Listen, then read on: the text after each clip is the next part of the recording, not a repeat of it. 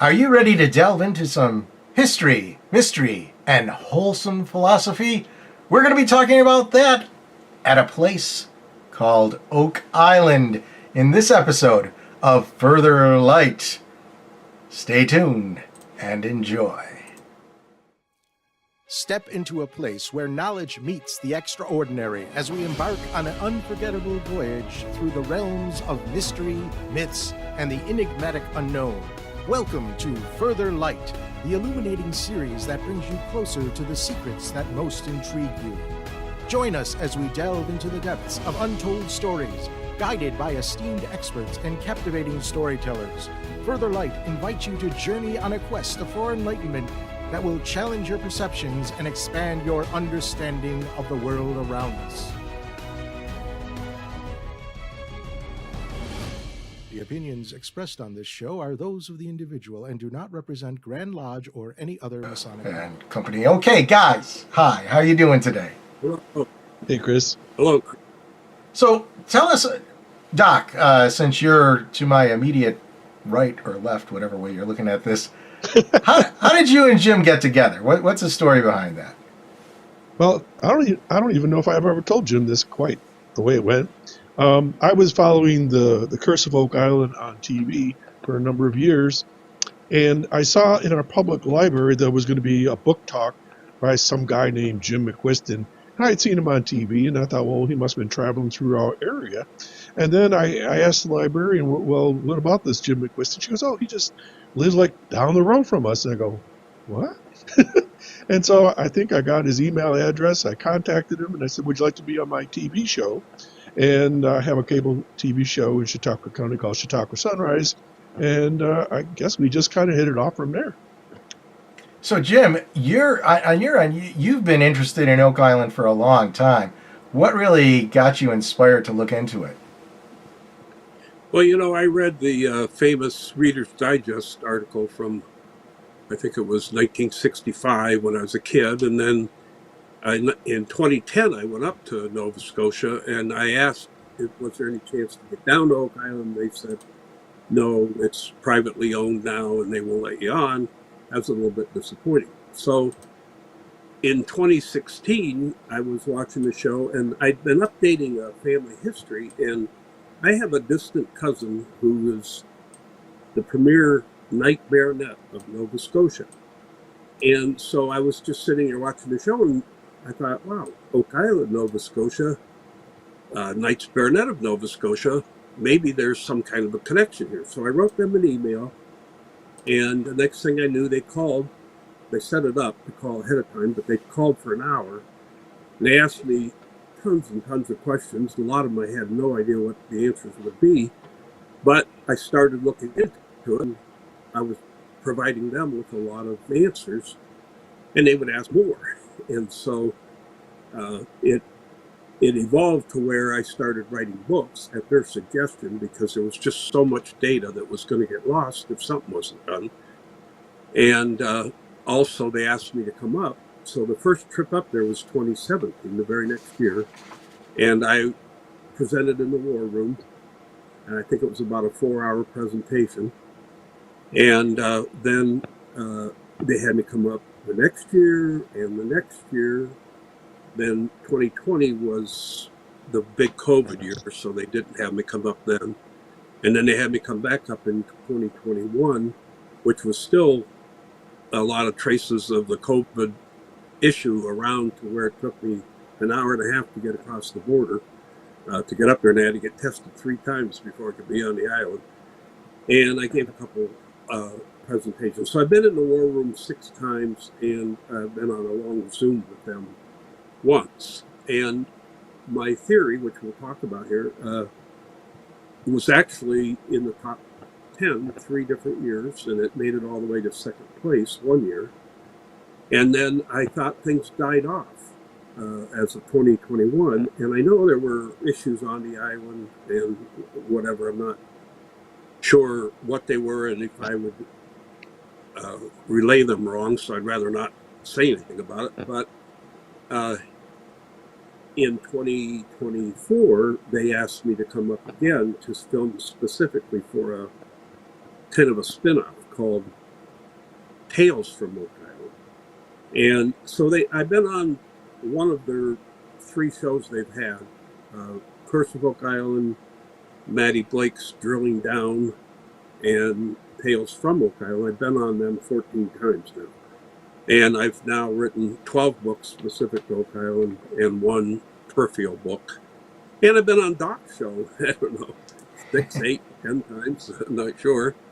Every time I come out with a new book, he calls me on there and gives me heck for coming out with a new book. And I thought you weren't going to do this anymore.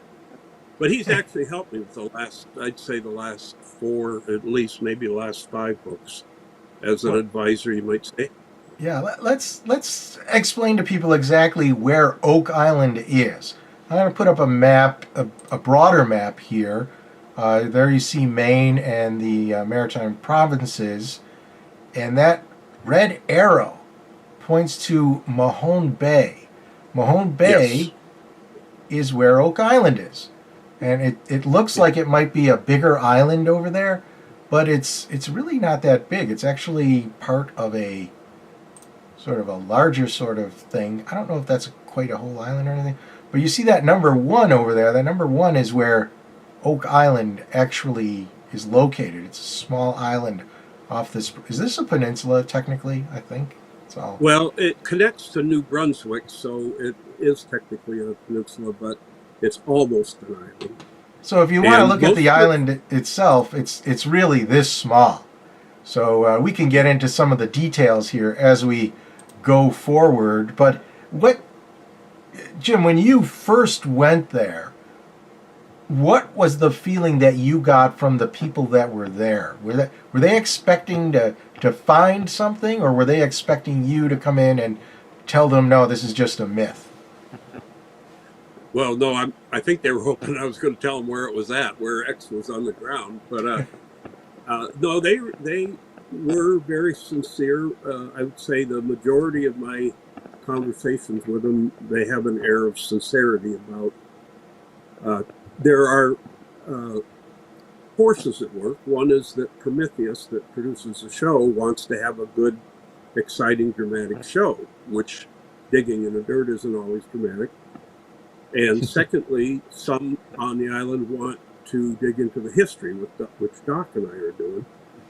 Others want to just dig in the ground, which we can't do because we're not allowed to go there and dig in the ground. So those 3 forces are tugging at each other, and most often they work together.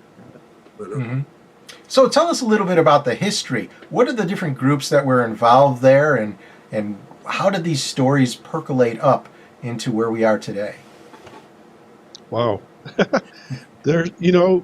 We lay it out this way.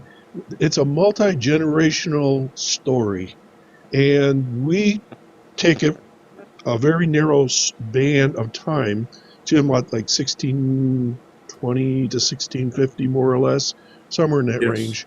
And then everybody else has their thoughts about Vikings and Templars and so on. And so, Jim, I'll let you tackle that question, but Chris, I would say that we would be cautious to say that all of the things you might hear may or may not be true. I was going to actually get into that, so I wanted to know what is legend, let's say, versus what is actual fact. But let's go through the story of the very beginning. How did this mystery start? Well, in modern days, I guess you'd say, in 1795, 3 men. There's arguments whether they were boys or men. Some were men, some were boys, whatever. They found a depression in the ground, 13 foot around. They right away thought it was buried treasure. They started digging. They got down 30 feet. They found some items that made them, not artifacts, but just some items that made them think they were on the track of treasure. A few years went by. Probably they didn't want to tell anybody in case they found something. And a few years went by. They put together the first, you might say, consortium of, and that was in 1804. And they went all the way down to 90 foot when they flooded out really bad. That's when they found this, the so-called 90-foot stone, which has engravings on it. We've done a lot of work on that, what that might have been. But from then on, different groups would come on, and a lot of them ran out of money. A lot of money went into the pit. We don't know how much ever came out. There's a lot of speculation that chests were found and they didn't want to pay taxes, or they didn't want to share with whoever, and so they just secreted them off the island or buried them in a wall in their house or whatever. And but it's continued on, and today the most modern part of it is that in, I believe, 2004, a group from Michigan, Rick and Marty Lagina brothers, and their partner Craig Kester, and one other gentleman purchased it, I think, for about $4 million. And they partnered with one of the old timers there for quite a while until he passed away. But they brought in more modern digging equipment, and they brought in sensing equipment like LiDAR, underground radar, this Nuon technology, or Muon technology, I guess it's called. And so they find pockets, and they have found a number of coins. Most of them are what we would say are maybe a personal collection coin, but they're not anything worth a lot of money yet. And so Rick, who is essentially their leader, is very much into what we're doing, into looking for the history. Marty and Craig are oil drillers, gas and oil drillers for a living, and so they love bringing in the big equipment. And the biggest equipment they brought in, they had a 60-foot cans, I think they were, and they went down. They did like 10 of them, and they had the biggest machine in the world that drills those down, and they drill down the first one maybe 10 foot, and then they hook another one to that and run that one down, and in the meantime they had a big claw that would pull everything out. So they pulled out a lot of wood, a lot of things, but nothing definitive. But what we work on, like Doc said, it's a limited time period, and the main reason for it is that we have a lot of actual documents and actual people and actual events that are proven by those documents and by accepted history. And so we kind of want to stick in the area where we know stuff happened, not, let's say, pretend that Vikings landed there once, or that the Templars landed there and buried the Ark of the Covenant or whatever. There's no evidence of any of that. So we try to stick, in fact, we use the old detective thing of what evidence is there on the ground, which we did a lot based on carbon dating of wood and other items, and who was known to be in the area, and all our guys were, and then who had a motive to bury something there. And so that's where we come up with most of our work. So when you said Chris, that these brothers... Oh, go ahead, Doc. I just want to qualify what I said in the beginning there. We're not saying the Templars weren't there. We're not saying the Vikings weren't there. It goes right back to what Jim was saying. We have prime sources. We have the exact document that the King of England and Scotland said, do this and go here and this and that. And we can tie it all together where there's circumstantial stuff that others could have been there, but we can't say from where we stand that that's necessarily true. Lots of it's folklore, and lots of it is, I found this and it's connected to this date, but there's other possible reasons why you might find something there, and that's what we do. I almost sometimes think we're debunkers. I'll echo what you say. As a historian, a lot of times people think, oh, if there's no proof, then it must not have happened. No, that's not true. If there's proof, then you know for sure it happened. If there's no proof, you don't know either way. So maybe years from now, you'll discover something that will prove that something happened that everyone thinks didn't happen. So that's what I think. Yeah, I think constantly are updating our work, Right. That's what you have to do. As a historian, that's what you have to do. It's almost like science. Science is evolving. So is history. Right. Go ahead, Jim. I think we don't want to be part of the crowd that is just sharing the same old legends and the same old guess by guessing by golly. We want to be the ones that stand out and say, this is an actual truth that we can prove by an actual document or whatever.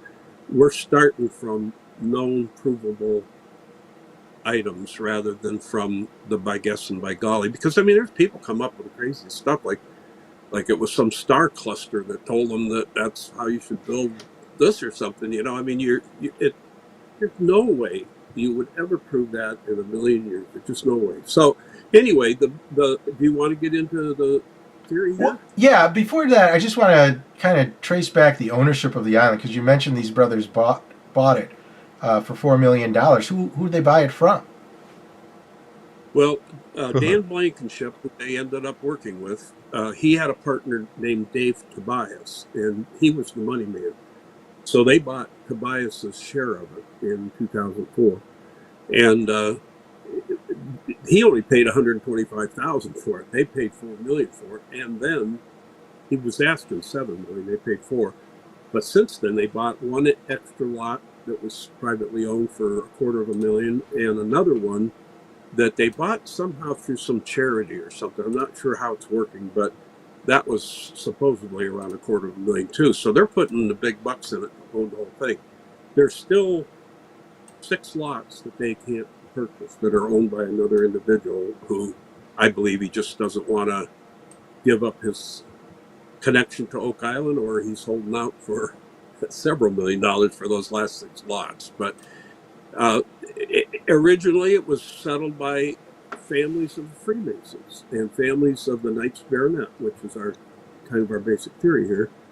And we have the names, we have the earliest lot owners, you know, and we can trace them back to who they descended from and all that. What year was this? 1762. It was surveyed into 32 lots. It's 140 acres roughly, surveyed into 32 fairly equal lots, and they started selling them. More of them sold towards the end of that century in like 1770s, and but again, they were familiar names to our story for sure. And then once the gold fever hit, people with more money were buying up bigger sections of lots instead of just farmers coming in buying 1 or 2 lots to raise hay or whatever. They'd come in and try to buy up 8 lots so that hopefully the treasure would land on their lots. So a number of people, it would be a long list to go through who owned them all. One of our favorites is a man named Gilbert Hedden, who owned either all of it or almost all of it from 1935 through 1950. And he was very methodical. He's very much like us. He would track things down. He would take endless notes of how the digs were going, what he experienced with water inflow, all that kind of stuff. So he's kind of one of our faves. So how did you develop your theory? Obviously, you had some facts you were able to confirm, but you had to fill in the blanks. Tell us about the facts that you confirmed and then the blanks that you had to fill in. Well, I think there were two points to that. One was my own work when I thought, if I'm going to look into this, I'm looking for evidence. So I looked at the early carbon dating, and it all hit in that window that Doc mentioned of 1620 to 1650. Then I started looking at historical events that took place and who might have been there during that period. It didn't all point to that, but a good share of it did, and some serious stuff like a T-square piece of axe-cut wood that was down like 80 foot in the ground. That was 1626 for that. The T-square was 1632. So anyway, I developed this theory, and I started finding out about the Knights Baronet. And I have to tell you that a lot of what I found out is due to a Freemason named Cal Hancock. He was at the time the Grand Historian of the Grand Lodge of Nova Scotia, and he actually recommended 2 other books. But while I was looking for those books, I found the book that I needed. And so I learned the story of the Knights Baronet, and then I started seeing how they were connected to other things like the Mayflower. The whole Mayflower episode was connected to this. So I started being on Doc's show, and we got this idea that what if we did this giant spreadsheet? So I would say that that was phase two, where, and Doc can tell that story. So We got imagine, into Chris, meters. we get these names of the Knights Baronet who were Scotsmen, and they basically paid an ante up to be part of this dream of William Alexander to settle this new utopia called New Scotland, which is Nova Scotia. And so we had some of these names, and we said, well, what's the connection here? There's got to be something going on. And we keep hearing about Templars, and we keep talking about Masons and so forth. So we went to Meter's Restaurant in Ripley, my hometown here, and they have these soft bulletin boards and we had all these stick-em notes. And so let's just say we took Chris Carosa, and then we would say, well, who was his great-great-great-great-grandfather? Holy cow, did you know he was a Templar? So now we have a line going to Templar. And then we found out that by the way, he was also the grandfather 2 generations later of a Grand Master of the Lodge of Edinburgh. Okay? And then we would do this, all of these Knights Baronet out of Scotland. And I think, Jim, we figured, I mean, if you saw our database, it's huge. And we also realized that the Carosa family married into the McQuiston family. The McQuistons were the next door neighbors to the Hamills, and they all knew each other. They all intermarried for generation after generation. And so we realized that this story was not just one layer, but it was multiple generations, and that they knew things, they knew money, they knew how to get around, they knew where treasure was, and on and on and on. And I think really the word treasure is where Jim needs to jump in on the Strachan matter. Sure. Well, I will admit that first, my great-grandfather was a Mason, but not the kind you're thinking of, the kind that actually has cement and concrete and bricks and all that kind of stuff. But that's where it all began. Yeah. well, just to tag on to what Doc just said is that just so you get an image of what we did, this wall, it was room divider type walls for their banquet room. It was like 30 foot long, and we're using Post-it notes, and we had that thing almost full. And we did, the first day we just did, well, what about this guy? Well, was he a Mason? Was he a, et cetera? And then Doc thought, well, we got to database this. So the second day he brought in his computer and started an Excel file. And then we'd see a gap and we'd go, okay, this guy, we can't connect him. Let's go look. And we'd go online. I had my computer too. We'd say, all right, there's the connection right there. So it just connected. So that resulted in our book, Oak Island, a Masonic Conspiracy. But to answer your immediate question, so since my distant cousin is the premier Knight Baronet, I wanted to know more about them.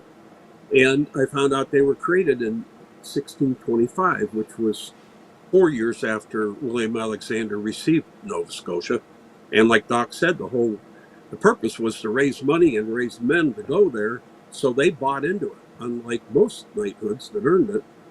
And all the other knighthoods were pretty upset because, first of all, they were able to buy their membership. But second of all, they were put ahead of all other knights. The head of the Knights of the Thistle, Knights of Bath, the Order of the Garter, any Knights Templar or Knights Hospitaller or Knights of St. John that were left, they were put ahead of them all. And so all these knights that had earned their keep already were pretty upset. But before that happened, Alexander had sent a couple ships to Nova Scotia and was spending all his fortune. And he was finding out people just didn't want to take the risk to go. So he thought, well, if we offer them a knighthood, we offer them 16,000 acres, and all they got to do is give us 3,000 merks. We don't know what the value is. Calculators put it anywhere from 50,000 to 500,000. It's very difficult because it was Scottish merks from 1620s. But both Alexander and King James, who was the king at the time, were both crying poor. And we have writings of theirs saying that they need money. And so this gentleman, he wasn't much of a gentleman, I guess, but his name was Al Strachan. He put together a team to rob the richest guy in Scotland. And he not only robbed his wealth, but he robbed his wife, who was 30 years younger. And involved in the robbery was one son for sure, and potentially another son because he became a Knight Baronet later on, but also a man named William Douglas. And it looks like either two things happened, that William Alexander and King James took advantage of the situation of these people and said, we'll give you a pardon if you give us some of your money, or they were in on it from the beginning, and they knew that the only person in town that had any money was this guy. His name was George Keith, and so let's get some patsies like Al Strachan and some buddies to go rob it, and we'll put them on trial and make them give it to us. So we don't know for sure on that, but the issue with Al Strachan was, even though he was the kingpin of the robbery, he ended up becoming one of the first Knights Baronet, along with one of the brothers, or one of the sons of George Keith that was robbed. And later he got put on the Privy Council, which is a pretty big deal. It's like the cabinet of the president. And then he became the third Freemason, the third recorded Freemason. The first and the second were sons of William Alexander. And that comes from Edinburgh Lodge number 1, and I did a lot of study on that. And even though there's rumors of one before that, there's no documentation of any other initiated Freemason until those three gentlemen. So they went over to Nova Scotia. They finally got there pretty solidly in 1628, and then they got to their final destination, which was Port Royal in 1629. And if you read it in the books, it says that it failed, but it didn't fail. They were going fine. They had up to 2,000 people there. There's evidence of 2,000 people there. But by then, King James had died and his son took over, and his son sold them out because he got an offer of money basically from the King of France. And he said, well, you give me the money, I'll give you Nova Scotia. And he sent them a notice and said, you got to come home. Well, that upset everybody, and most of the people blamed William Alexander. There were over 100. I think we said 122. I think Doc and I were able to finally settle on. And Right. all those people had invested all this money. It was a multi-million-dollar operation. And it just all went poof. And they've been trying to get it back for years. They always hold meetings. There's still 115 descendants or heirs of that title in existence. And I heard recently they were thinking about telling Nova Scotia, we got so much barren land, just give us the barren land so we can say that we got something out of it. But anyway, by 1632, they got booted out, and that's when they think that they stopped by Oak Island for a lot of different reasons. They had to leave in the spring, and it was almost impassable to go across the North Atlantic. And then when they got back, they fought to get their land back. There was a court case in 33, which didn't go anywhere. Finally, in 34 was when these two Alexander boys and Al Strachan joined the Freemasons. And so the other gentleman that factors into all of this was a man named Thomas Howard. He was the Grand Master of the Stonemasons when these guys were initiated. He was on William Alexander's map of 1624, a map of Nova Scotia. He lived right by William Alexander in London, like you could walk it. And lo and behold, the first meeting for the Grand Lodge of London, or England eventually, was held right between their two houses, almost halfway between their two houses, at a little bar called the Apple Tree, I think, Lodge. So they were so interconnected, these families and all these events. And I always say is that if somebody can come up with a better story using these facts, you come up with a better story, I want to hear it because I'm so interested in the story. So one of the things that's missing from this story is treasure. So how did we get this idea that there's treasure there? Well, the treasure that Strachan stole is could be worth between $1 and $4 billion. I I'm a member of the fellow with the Society of Antiquaries of Scotland, and I contacted them. I contacted the National Museums of Scotland and the National Archives of Scotland. Nobody knows what happened to all that money. We found the court case, the actual court case in a book of old Scottish court cases, and part of that money was specifically said was going to go to the king.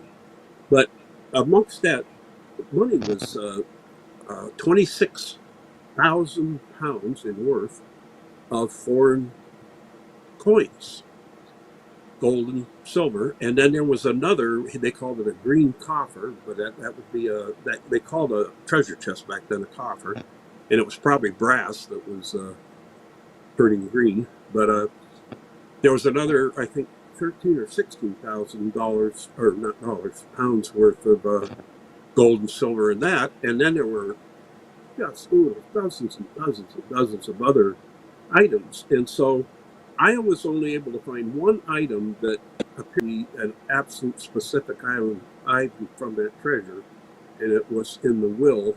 It was left in a will of one of the former Knights Baronet. So our thought is that they needed money to settle Nova Scotia. Why leave it in Scotland? You stole it. Everybody's looking for it. Load it on the ship, maybe put a little bit on each ship, get it over there. Now the French are kicking you out, which I'm going to let Doc tell you that story about the French, but the French are kicking you out, and why do you want to take it back home? You don't know that you're going to be kicked out forever. This might be a bump in the road. You're going to be back next month or next year. So you deposit it on an island, and you mark it somehow, and then and the only reason they couldn't come back was the French took over Nova Scotia, and when they got home, Cromwell was beating the bushes to get the Reformation going.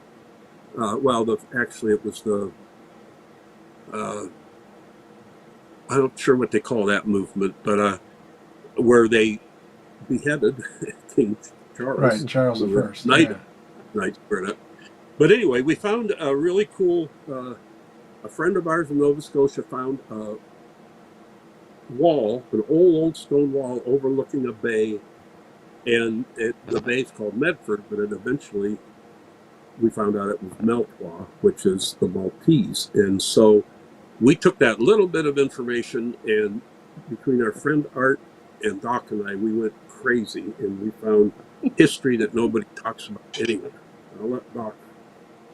Yeah, Doc, we have a few minutes. We have a few minutes left. Yeah. Tell us a little bit about this. I'll give you the elevator speech. Mm-hmm. So 1632, the Scots are told, get out of town, and in comes the French under a gentleman named Isaac Razilli.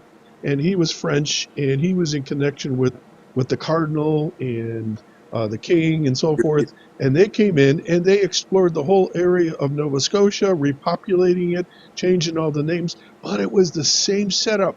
About 100 different rich men from France paid their money, and they brought their people in and did almost the same exact thing. Yeah, and then, go ahead, Jim. No, it was a mirror image organization. Yeah. And so we know that they were in out of the area. Yeah. And they were definitely around Oak Island because of the lieutenant of this man, this Razilli. He wrote that they went into a bay, had a different name at the time, but it could only be Mahone Bay by the description. And they went all the way to Gold River. He didn't call it Gold River at the time, but that wraps right around Oak Island. It comes out of the mainland, wraps right around Oak Island. So his geographic points can only mean that they were right near Oak Island, checking out how deep Gold River was to go inland on it. So we've placed those two guys and their crew, whoever the crew was, right there. And we've placed the Knights Baronet through other means in that area. So we have evidence on Oak Island that dates around our time period. We have known history of people that were there.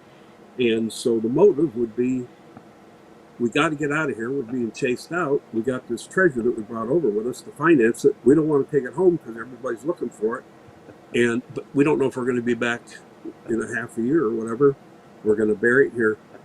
I'm of the idea that it was never as big an operation as far as the flood tunnels and all that. There are known, even the mainland has caverns in it that open up to gigantic rooms in them. It's limestone, and it gets, the tides come in, 5-foot tides, washes a little limestone up. Pretty soon you got a cavern underneath it, and I think that people's imaginations ran away with them. But I think it was just buried relatively shallow, and the early people that got there who knew about it, the families that knew about it, got it and took off with it. So tell us a little bit about your podcast so that people who are interested might be able to hear more about this. Well, if you go to Oak Island Plus on YouTube, we have about 22 videos now or more. And Chris, you're on there too. And we're happy to announce that we're just about at 91,000 views. We've almost got 2,200 subscribers. And we tell the story. We tell the history. And we show the documentation. We show you pictures and the actual documents that we're referring to. And we have a Facebook page as well, Oak Island Plus, and we're happy to have people follow us. And we make announcements there as well. And Jim, tell us about the book. Well, this particular book, this is one that resulted from our storyboarding at Meter's Restaurant. We were sure by the time we did this investigation that it was a conspiracy of elite members in Scotland particularly, but a few in England, that resulted in the attempt to settle Nova Scotia. And then when that failed, thanks to Charles I, they moved their operation into Freemasonry. And I'll tell you a little statistic that'll kind of prove that is that out of 110 Grand Masters of the Grand Lodge of Scotland, 90 are readily identified with Knights Baronet families. Some of them that were Grand Masters were even Knights Baronet at the same time. So all my books are available on Amazon.com, and if you want to see how we tied in pretty thorough detail, we tied several people to Oak Island that were elites out of those countries and eventually became Freemasons, and actually most of them had some connection either back to the Knights Templar or the Knights of St. John, the Hospitallers, which became the Knights of Malta. So it's one thing I'll say about the podcast is our plan is to take essentially one subject and just drill down on that one subject. We don't do any commercials. We don't do any head turning. We don't do any cliffhangers. We take that and we just dig the heck out of it, and we get experts. We've had 3 people from the island. We've had Laird Niven, the archaeologist. We've had Carmen Legg, the blacksmith, and we had Tony Sampson, who's their diver, and he also has a bunch of tour boat about it around. Mm-hmm. And then we've had other theorists too, and so again, we're trying to keep it down to a minimal subject matter, but explore it as deep as we can. That's kind of the way. Chris, I want to leave you guys with a teaser, because I'm also a Mason, and Jim sent me something and said, "Look at this! I can't figure out the symbol." And we were working on the 90-foot stone, and I'll just tell you this much: if you're interested to know about that stone, I discovered a Masonic symbol for when we write brother or master mason, the 3 dots. And that's common knowledge. That's on the internet, so I'm not telling any secrets here. But it's on that stone, and we put this together, so you got to really read Jim's book to find out more about all that. All right. Well, Jim, Doc, thank you both for being here. And